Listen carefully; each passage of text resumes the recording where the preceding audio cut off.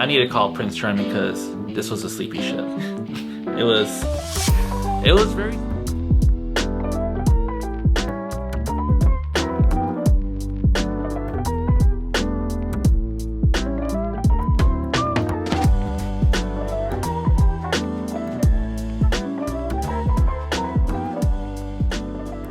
Hey everybody, this is Magical Mustache Man, John and Kyle. We are a travel-obsessed couple here to take the stress out of planning your next Disney, Universal, or cruise vacation, and we are finishing up our cruise tour series with Princess. So it was 11 days, land and sea. So as a quick recap, we did a cruise tour starting in Fairbanks. We spent 4 days. We went to Fairbanks, Denali National Park, the Princess McKinley Wilderness Lodge, and then we got on our Discovery Princess cruise from Whittier, Anchorage, down to Vancouver, and we stopped in Icy Strait Point, or Hoonah, Juneau, and Ketchikan. So we have a ton of videos now going through each part of this process, and today we're going to wrap it up and answer 6 questions that our clients commonly ask us, which is, was it worth it, and kind of different parts of the trip and whether they were worth it or not to help you plan your next fantastic vacation.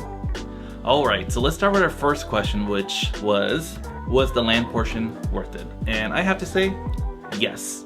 There is so much of Alaska that you don't get to see on a Princess cruise that you're gonna miss. And Alaska is so massive. It's probably bigger than the size of Texas, I believe. It's way bigger than Texas. Yes, and the interior of Alaska is worth seeing. You got Denali, you have Fairbanks. Those 2 stops alone were worth it for sure. What do you think? I agree. I'm so glad that we did the land portion. I'm glad that we did a southbound land portion. So we did the land first, and then we did the cruise to kind of relax afterwards. But I think there are some things we'd do differently. But let's start with the things that we loved about the land portion. So you already brought up the Fairbanks Riverboat Discovery Tour. Yes, that was definitely probably my favorite part of the whole land portion. It was like a hidden gem. I didn't think it was going to be like my favorite part of the whole cruise tour, because man, the crew who did the whole tour was fantastic. The dog sleds were amazing, and just having those little bites of salmon was fantastic. Yeah, the sled puppies were really cute. Yeah. I think for me, Denali, like getting into the national park and seeing how massive that park is and how it's like capital W wild, like how just huge it is and untouched, was my favorite part. Also getting to see the peak of Denali, which only 30% of visitors to Alaska get to see, that was super special. Yeah. So the land portion was definitely worth it. I would say in terms of like the mechanics of the trip, things that worked really well. Once we got to Fairbanks, like they grabbed our bags, they got them over to the hotel. That was super easy. Every morning, like our bags were waiting for us whenever we got to the next stop. And I think it was pretty seamless with like the luggage tags and how to get things to the next place.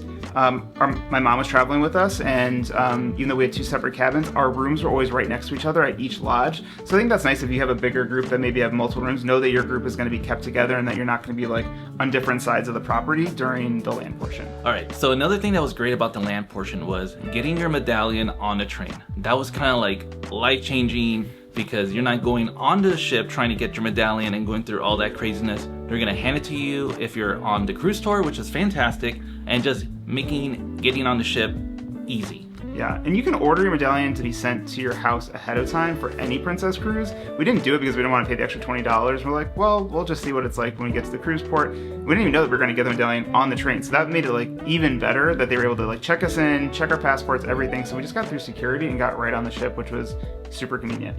Another thing I loved about the land portion was, and this was really true for the entire trip, was there were so many naturalists and park rangers. For each bus drive, we were just learning so much about the interior of Alaska, people living in Alaska, the native people that have inhabited the Alaskan territory for time immemorial, and I think all of that was just a really special part. And then the last was we got to spread my grandmother's ashes in Denali National Park, following all the rules and regulations of doing that. But it was just a really special moment for my mom and for me, and I know it was something that my grandma always wanted to visit Alaska, and so it was our chance to bring a part of her there, and that was really special. So now let's talk about what we didn't love about the land portion. All right. My number one thing was the availability on food. I know we got there pretty early within the season, but there was really nothing open to eat, so we were very limited on what we can eat there. Yeah, and basically we were always eating at the lodge. The lodge even didn't have some of their restaurants open. The food was okay. So I agree. I think like just access to food and other things was pretty limited. The other thing that was just, it was a lot of sitting, right? We were on a lot of buses, and it just got kind of old and cramped.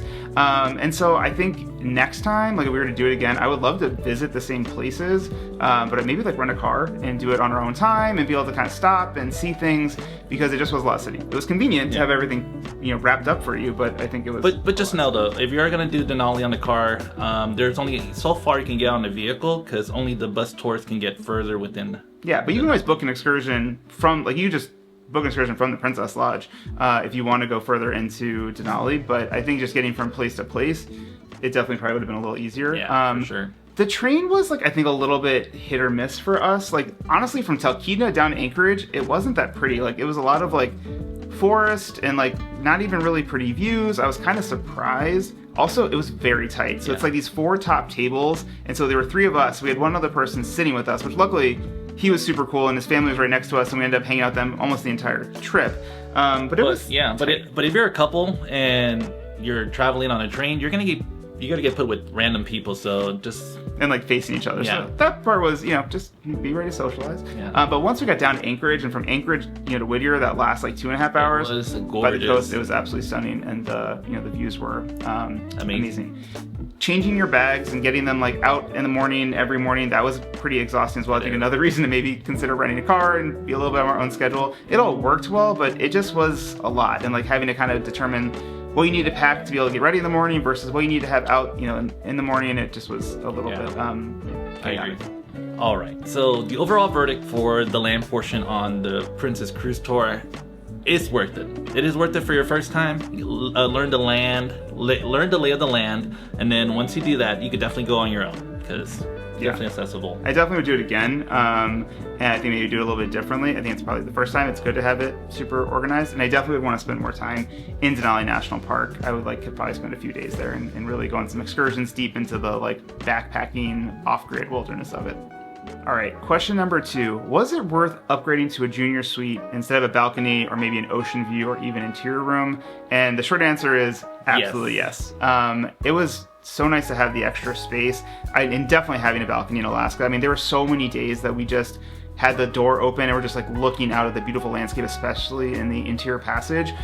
So I think a balcony is 100% worth it. And the junior suite, I think, was a nice upgrade. Yeah. I did get to tour your mom's room, which was a ocean view balcony. Just a regular balcony. All right. The difference was massive. I swear. I thought I could like jump across our room, and I can't even hop in my mother-in-law's room. The space is definitely worth it, and especially if you have like a big family, if you have 4 people, it is 100% worth it. You have to have more room. Yeah, it was, so basically the difference is like we have a full couch instead of like a little tiny love seat, and then the like vanity area was also like much larger, so if we wanted to do work or we're hanging out, we had more space there, and then we had a full tub as opposed to a stand-up shower. But I mean, I think, again, the balcony room was lovely, and my mom was totally comfortable in it, but I'm glad that we upgraded the junior suite. I think it was the right amount of space.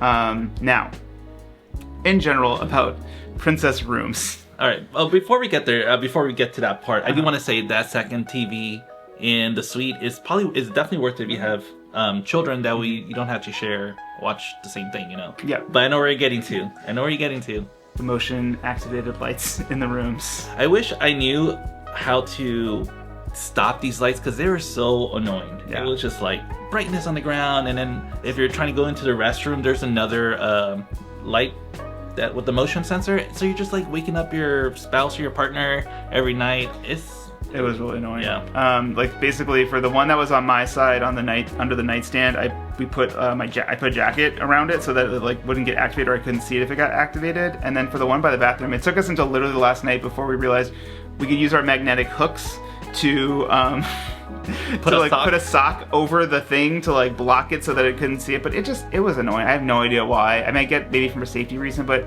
you should be able to turn that off. It was honestly so annoying. But other than that, the room was great. Other than that, the room was fantastic. It had plenty of storage. It had a fridge. It was great. It was a nice cruise room. Yeah. So overall verdict, was upgrading to the junior suite worth it? Always. Yes. All right. So let's get to the real question. Was the Princess Premier package worth it? And I gotta say, yes, it was definitely worth it. The Princess Premier package covers unlimited drinks, unlimited dining, a photo package, $100 worth of excursions, I think I'm missing Wi-Fi for Wi-Fi? 4 devices for each person. Yes. There is a pro and con to this, all right? Yeah. So the pro is you have to eat other than the dining room. And there's plenty of spaces to eat, and even like the casual... You mean to make it worth it? Yeah, to make it worth it. Yeah, to make it worth it.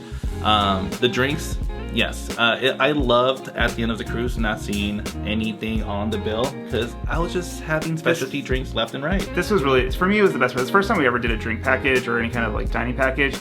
It was, you know, usually on like Disney or even Virgin, it's kind of like, you don't want to open the folio to know what kind of damage you've done.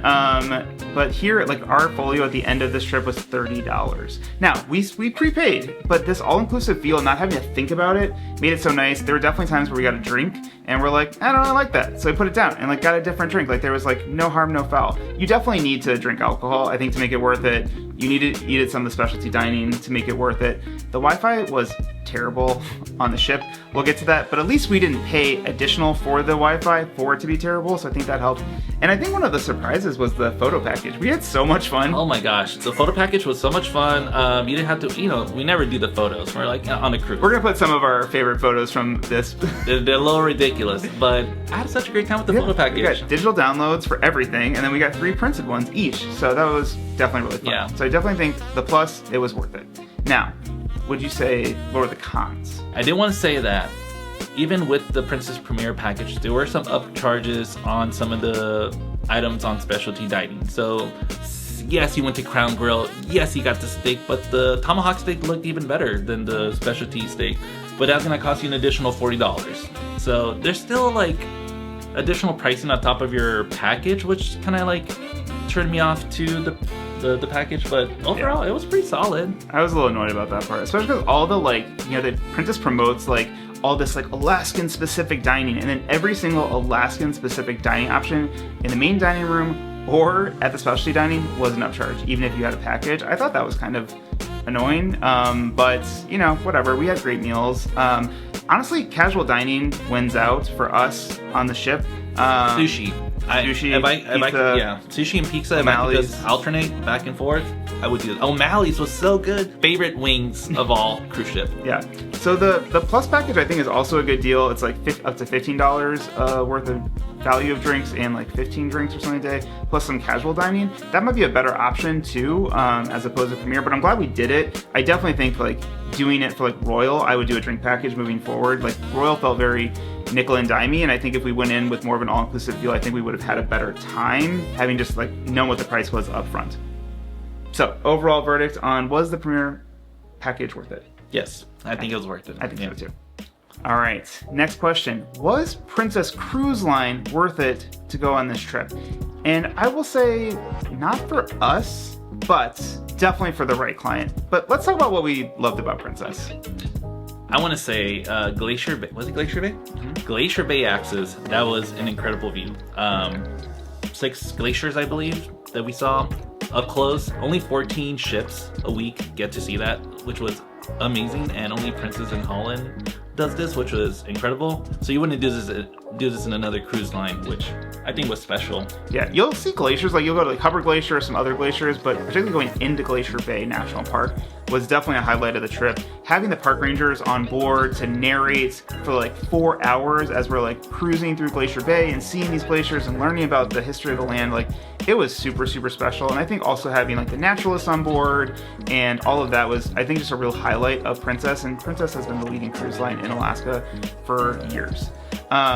Other things we liked about Princess, I really like the medallion technology. So you get a lanyard when you get it. We end up getting like little wrist things. That was easier. But like you walk up to your room and like even before you get to your room, like it knows that you're there and the door unlocks. And when you're ordering a drink, like you don't have to tap always. Like sometimes they'll be like, "Oh, you're Kyle," and it would like, you know, because you like pop up on their little like close by thing. So I think the medallion technology was super easy. And which our mother-in-law was all over the ship, so we were able to keep track of her on the app. So you're able to find people on the app with the medallion. She would get lost often, so we'd be like, I'm like, all right, let's find out where she is. So she's on the 7th deck. Let's get her.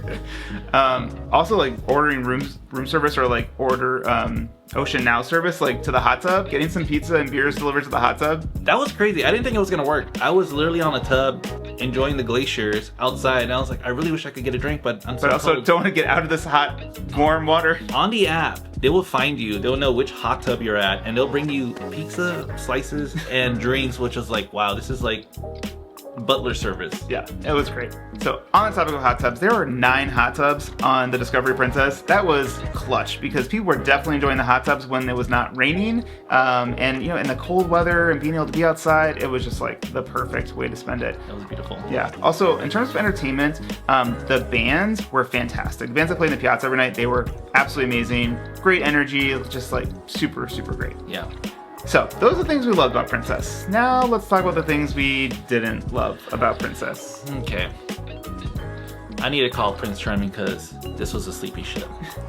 It was very slow. It is Princess. We're used to And Disney. Alaska. Yeah. This is Princess in Alaska. We're used to Disney. We're used to Virgin. Even Royal Caribbean was really fun. The ship, the clientele on Princess was very sleepy. Like, I wanted to dance. I wanted to, maybe have a couple more drinks past 10 p.m. But the vibe was never there. There was no vibes anywhere. Yeah, it just was like, so a lot of the energy happened in the Piazza, which is this like big open space, and like the bands are playing there, but it wasn't like, it's not a place to kind of relax, because once all the seats are gone, you're kind of just like standing around. And then the like Vista Lounge, where like they're supposed to have like a DJ at night, that was dead and empty, so there's nothing happening Every night. there. And then like Princess Live, which was like the comedy show and trivia and like game show area, was like always just so packed. So you had to get there super early. You like couldn't find a spot. There weren't a lot of good socialization spaces, and the ones that were there like were packed. I don't know, just entertainment overall was, I think, lacking. Like we tried to watch one of the shows and it was super boring, and we're like, nah, I'm good. Yeah. So it was a sleepy ship. I think people often just think of Alaska as being like more of an older crowd, more retirees, maybe people who want a more chill vibe, which I understand, but I still think, we'll get to this later, but like if we were with a different cruise line, I think the vibe would have been different even for Alaska. I would say the other thing that we didn't love was dining, honestly. All right, specialty dining, some of it was great. Crown Grill, fantastic. Sabatini's, absolutely not. Yeah. I mean, my portion was fantastic. Kyle's portion was terrible, Yeah. unless you're eating seafood. But The buffet, hit and miss. I had the best prime rib in my entire life, and then I had the worst steak yeah. the next day. It was very inconsistent, and overall I'd say the food was like definitely lacking flavor and seasoning. The layout of the buffet was terrible, having to like do multiple rounds to try to find a table. Like it was like stressful. Like we're hungry, but we're gonna have to like go like walk around forever to like find a table. The food in the buffet was not bad. Yeah. And I would say better than some of the other cruise lines, but trying to find a seat was not great. Yeah. But casual dining was fantastic on Princess, so definitely a highlight. Do not sleep on that. Yeah. Sushi, I would have sushi every night if I could. It was so good. Yeah. And it's all you can eat too. Yeah. So. The Wi-Fi, again, was not great. The Wi-Fi was, all right. It was really bad. It was so terrible. I had to go on porch just to do some work because I couldn't get anything done on my laptop on the ship. It was just- Or even just like, just like scrolling on social media, like it would freeze all the time. You really couldn't do anything. It was pretty frustrating. Yeah. Coffee was hit and miss every morning. Yeah. I wish there was like an actual specialty coffee place that had like an espresso machine. I mean, they did, but it just was inconsistent. Yeah. So, Princess wasn't our vibe. They obviously are leaders in Alaska. I'm glad that we did Alaska the first time with them. But I think just kind of the vibe on the ship, the spaces and dining were not our favorite. But overall, I did love the education portion that Princess provided us with the guides, which was great. I don't think you'll get that in other ships. I don't know. We'll have to try. We'll have to try. But Overall verdict on Princess? it's in the middle. I would probably come back on a newer ship, the newer ship for sure. But Yeah. honestly, I want to try something new. I'll do Disney. I'll do Virgin. Virgin now sells in Alaska. That's very interesting. Or maybe just with Royal Yeah, or Celebrity. or Celebrity. All right, so now we're getting to our final question. Is there a final question? Second to last. Second to last final question. Was Alaska worth it? And I have to say, Absolutely. 100%. I would come back to Alaska. I would come back several times. We'll be back to Alaska. Yes. I think we came out at the perfect time. The mosquitoes weren't out yet. The weather was still perfect. I didn't need the heaviest layer. It was just so much beauty all at once. It was so incredible. Yeah, Alaska is just stunning. I mean, we love Wyoming and Montana and just that pristine national park, like amazing, beautiful, like landscapes, and Alaska just like blew it out of the park. Taking a deep breath at Denali was so incredible. It was probably the cleanest air I've ever had in my entire life. It was... Yeah. And in southeastern Alaska, you know, we've done Caribbean sailings where you're like looking at beautiful water, but like not a lot of like actual like landscape. And the Inside Passage, you're just like, it's like mountain meeting water, meeting glacier, meeting otter swimming in the water. Like it was so beautiful to look out just from the balcony that, yeah, Alaska is just stunning. The national parks were amazing. The town, like I loved every port that we went to. Icy Strait Point, Juneau, and Ketchikan were all super cute. People were so nice. Every like excursion we did or like kind of local tour that we talked to, these people were like, I've come back to Alaska every year for the last 10 years, like to work as a seasonal worker because they love Alaska. They love Alaskan summers. And so I definitely think Alaska is 100% worth it. And I would also say, like, I really would encourage younger people, like our age or even younger than us with families, like go to Alaska. Don't wait until like retirement and think that it's just this like sleepy location. There's so much activity to do. Do it while you have mobility and you have energy, and just take it all in. And that means you can also go back more than once. Now, things that were a little challenging about Alaska. So the midnight sun is real. It was crazy. It kind of drove me insane a little bit towards the end where I'm like, am I ever gonna see nighttime again? Yeah, and then especially at the lodges on land, they didn't have blackout curtains in any of the rooms. And so it was like, you're like adjusting to Alaska, you're adjusting to the time change, and then you're also adjusting to the fact that like it's still bright in your room at 3 a.m. On the ship, we were able to get it dark with the exception of the motion activated lights. But that definitely helped. Weather was pretty temperamental. Like Juneau, we got kind of rained out. And some of the land portions we got rained out too. So that, was a challenge. But other than that, and like packing forks, you had to pack for everything. But gosh, Alaska's 100% worth it. Yep, absolutely. All right, so let's get into our last question, particularly coming from us as travel advisors. Who is this trip for, and who is this trip not for? So this is Alaska and Princess kind of combined. So who is the trip for? I think this trip is for everybody, honestly. I feel like it should be more advertised for younger crowds because there's so much to do in Alaska than just, slow things like fishing or hiking. So I think it's also good for multi-generational families. There's a lot to do together, and I think it was really nice for us to like have my mom, and we saw lots of families like with little kids and parents and grandparents all together. I thought that was super cool. I mean, this is definitely like a bucket list trip for people who love nature, people who love learning while on vacation. I definitely enjoyed that. And again, Princess, like I think it caters to a lot of people. It definitely caters to an older crowd for that specific cruise line. But I agree. I think Alaska is for everyone. Yeah, and I can't wait to go back again. Same. Yeah. All right, who is this trip not for? This trip is not for people who want to just party. It's gonna be a slower cruise than your normal one.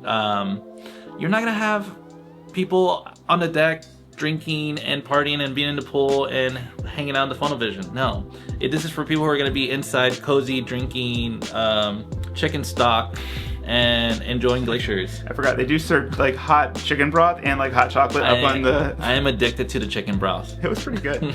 Yeah, it's definitely like, it's not the party vibe. It's not the Caribbean, like we're in a bathing suit hanging out. Honestly, there were a lot of days that we didn't even get to hang out up on the pool decks because it was pretty misty and rainy as we were like going between ports. So I agree. Definitely, it is for everybody, but I would say if you have significant mobility issues, you may be limited in what you can do and what you can enjoy because the ship is not really the destination. Like Alaska is the destination compared to like when we go to the Caribbean, oftentimes the ship is the destination and maybe like the private island. But you really want to be able to get off the ship and go enjoy and view Alaska.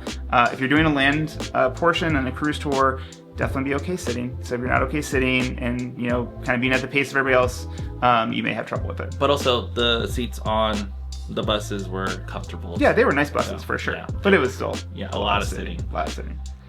All right, so this is going to wrap up our final thoughts. Was it worth it? I would say Alaska, worth it. Princess, maybe not for us. Land portion, also I think worth it and would love to do again, but maybe not every time because the cruise part was perfect by itself. I want to talk a little bit about value, and just to kind of have a sense. So when we were on the ship, we actually got a quote request from a friend who was like seeing our content, and they're like, hey, how much would this cost? So I priced it out first. This was May of 26 that we sailed. I priced out for May of 27. This same 11-day Denali Explorer cruise tour would be about $3,400 for 2 people in a standard balcony and $1,700 for 2 people for just the cruise portion from Anchorage down to Vancouver. So I would say like for a 11 or 7 night cruise with that exposure to beautiful landscapes, it's a pretty reasonable, affordable price, for sure. Yeah, I agree. I will say that is another good con on cruising with Princess. It's very affordable. If you do the same... That's a con? I mean, a pro. If you were to do this with Disney, it would probably be double or 100%. Or triple, probably. Yeah, we looked at Disney first. We're like, that's kind of expensive. Then we booked Virgin, and we're like, it's gonna be their first time, maybe not. So then we went with Princess, and because we booked it later, maybe it wasn't that much cheaper, but definitely a year in advance, it is definitely more affordable. So also, as you've been watching this, you know that we are both travel advisors for Fantastic Vacations. If you're looking to plan your next magical vacation, an Alaskan cruise, cruise tour, Disney destination, Universal, or another cruise line, we'd love to help you plan your next vacation at no cost to you. That wraps everything up with our Princess Cruise Tour series. So happy you guys were on this journey with us. And I hope you like our content and subscribe, and we'll see you guys on the next one.